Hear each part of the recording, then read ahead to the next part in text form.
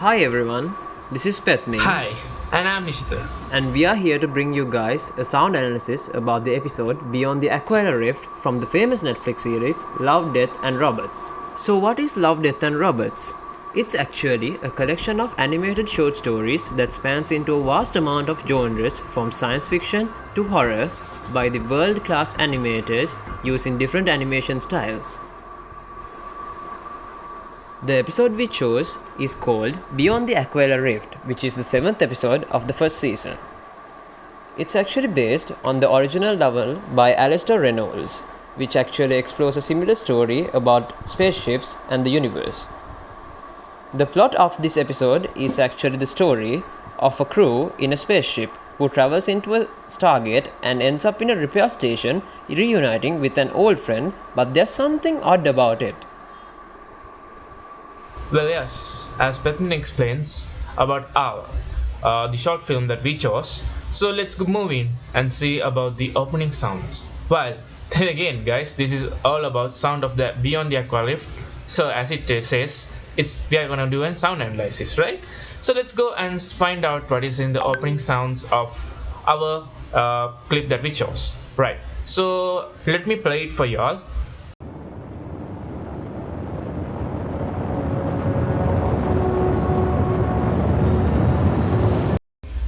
Yeah, as you guys saw, the first scene that you see is from a spaceship moving around the space, and the important part, as you can see, was that you hear the perspective of this really clearly. When the ship is far, you hear the sound is a little bit further away, and when you're coming closer, the ship is coming closer to us, we hear the sound of the spaceship like going so near us. So that is also done by the sound engineers, and I think everything, as we did not find, by the way, we did not find anything regarding how they created this stuff, but mostly, as most of the animation clips that we know, they have been pre-recorded, as well as some of them are in a visual library, and they have taken it out and created a montage and added it in.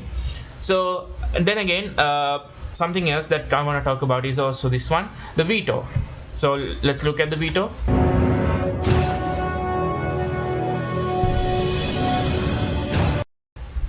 Right. So the veto, as you saw, is something like a space traveling equipment which is used by this author himself. I think he created the thing in his brain itself and with his imagination. But this is a super thing because it uses, actually this veto uses a syntax code for space writing. In a sense, they use a space syntax code for traveling from one space to another. So, and as you heard from that clip we showed you, it's the syntax sound they are using, which is really important.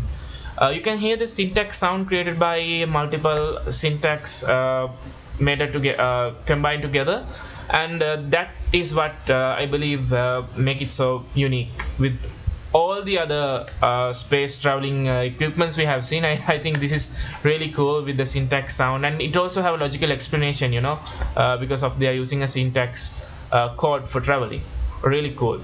And moving on to the other side of that, you can see these pictures. Moving on through these pictures, these are also some kind of space stations at actually the same space station, and they use these meteorite sounds coming from far, and like space kind of feeling is done everything by this using of the music.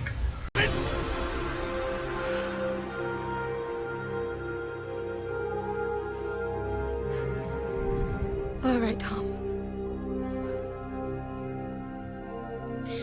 But understand this. I do care for you. I care for all the lost souls that end up here. Next up, we have characters. The main characters are Greta, Tom, and Susie, voiced by Madeline Knight, Henry Douthwaite, and Rebecca Benavatla, correspondingly. Foley sounds. These are artificial sounds crafted technologically. First, we can see uniquely different text sounds from the buttons and the holograms. When the hibernator removes the liquid, the hydraulic slurp can be heard, which is actually falling under Foley sounds too. After that, when the door opens along with the air hiss, you can hear Greta's helmet opening. All of these sounds are actually Foley sounds. Then we have natural sounds. Unlike Foley sounds, these are occurred naturally and can most likely be a part of our day-to-day lives. Some examples are the cube of ice falling in the glass of liquor, Greta's footsteps which are actually recorded in a studio using heels, and the bottle of champagne toppling, the jewelry, earrings and necklaces of Greta when she sits down, Like the view? and the dress dropping to the floor. All of these sounds can be crafted even by us Yeah, at why our didn't we home. talk about this? It's super cool. Did you notice when you watch this movie, the robotic sound, which is playing a really unique role in here? So that robotic sound is also generated by the ICT people, basically combining music from an electronic voice clip and making it, making it a robotic voice by exaggerating the technical parts of it. So that really played a super cool role in the movie itself. And also, by the way, it was a male robotic voice, which is kind of really unique, because we have already seen lots and lots of female robotic voices, but this is really unique, I believe. Right, Pepe? Bruce, this is Archangel Dispatch. You're cleared for search point insertion. Looking into the music, which played a really good role in the whole series. But then again, we all fell in love with this music called Living in the Shadows, right? Even after we watched this film, Living in the Shadows actually played the sound of the music on our heads as well. To be honest, this Living in the Shadows was not originally created for this purpose, but then again it was a sound or a music clip or a song created by Matthew Perryman Jones, who is a really good artist who creates some visually stunning music, like this song.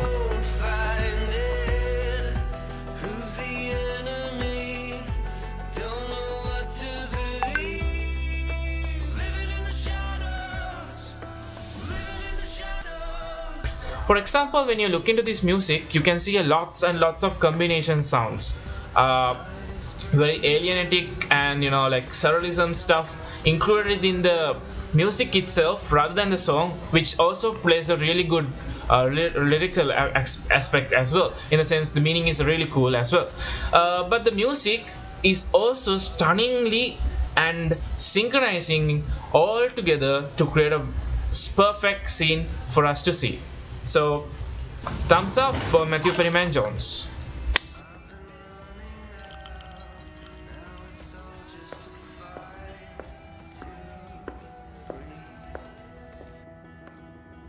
You like the view? So finally, we have combined sounds. So what are combined sounds, you might ask? So combined sounds are different sounds that actually uniquely define the series and keeps it apart from everything else. First, we have the glitching and chittering sounds when reality and deception blinks in and out. This happens twice in the series actually, when Tom confronts Greta and in the Outer World. Are you? I don't think you're ready for this.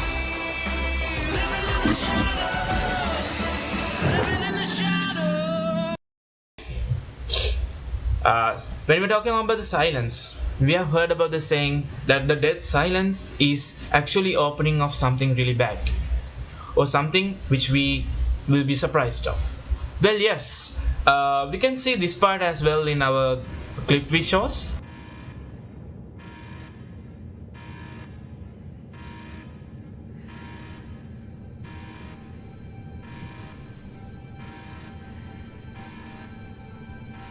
You can see the part where the alert or the red lights coming up and saying that something is wrong with the ship is going on.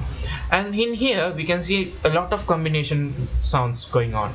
We can hear the alert sound from the ship and also the dead silence, like coming about some kind of void situation, so which actually gives us a kind of a depression by making that void sound. That's really cool. And let's go to the, since we have talked about hydraulic before, Pepin, but then again, this hydraulic thing which I'm going to talk about with the combination sound is really unique. We all know that when we go inside something, we hear the sounds differently. For example, when Tom goes inside this hydraulic casket, what happens is, or the hibernator, what happens is his voice is reducing and echoing in all the sudden, and also the sound of the liquid pouring up is also generated. So that is a really unique thing and impressive work by the team. Very good. And for our final, we are coming to a very special thing, which is the most combination sounds which I could see in the whole clip.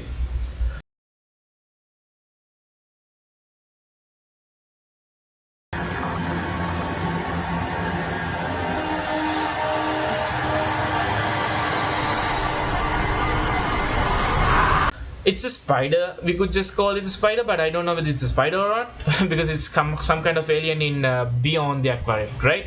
So, but then again, this creature we see is looking like a spider, and we all know that spiders can't make noise, but it's making us understand that some kind of spidery look in it. And I believe that's combination of lots of animals and combining some computer sounds together and creating that effect.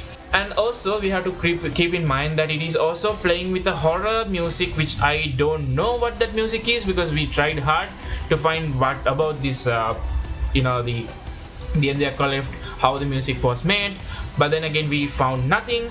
But then again it's superb.